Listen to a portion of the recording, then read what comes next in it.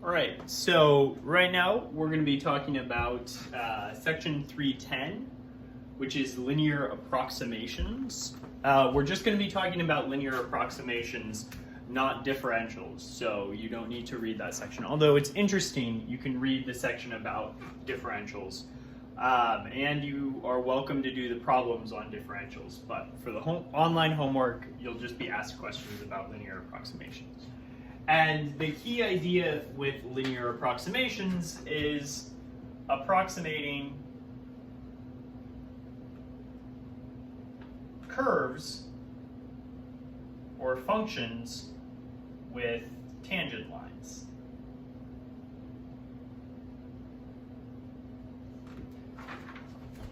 And so the idea actually just is at play in this picture here. So say we have this function, it's this blue curve here, y equals f of x. And here we have this value x equals a, and then the corresponding functional value f of a here. So this is the point a f of a. And then what we notice is if we draw the tangent line there, well, if we kind of restrict ourselves to being very, very close to the value x equals a, then our function f is actually pretty close to L.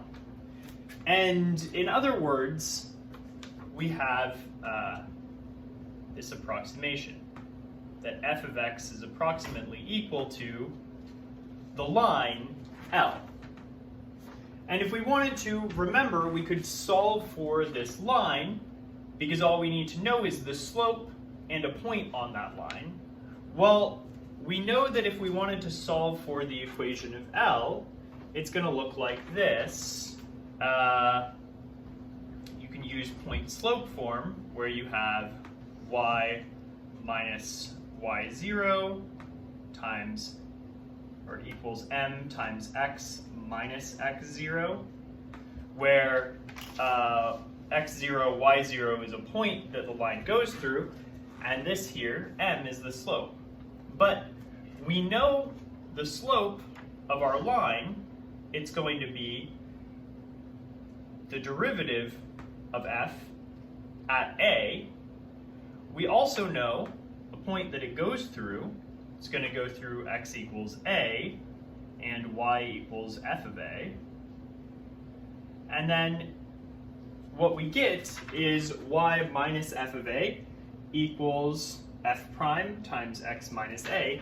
In other words, we have this equation here.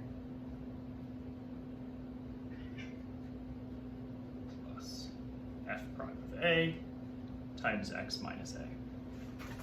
So we know that this line L, and this is one of the things we're going to use, is just going to be f evaluated at a plus f prime of a times x minus a. And so this is going to be what's called the linear approximation